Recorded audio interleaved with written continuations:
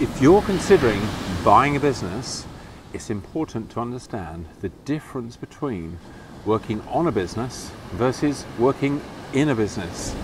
The distinction between these two concepts is especially important if your plan is to purchase and grow a business.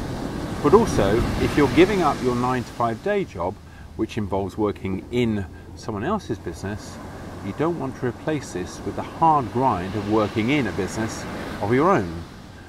Working on a business involves the high-level planning, strategizing, and decision-making for long-term growth, which includes creating a business plan of how you intend to grow the business, both organically, i.e. increasing the sales and so on of the business you've bought, and by acquiring other similar businesses.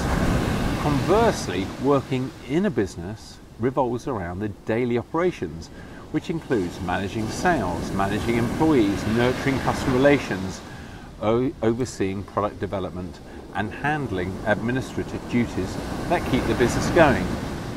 So, when you buy a business, it's crucial to delegate these operational tasks by employing someone to work in the business to do those tasks for you, which is why you need to buy a profitable business that can afford to ideally employ a management team.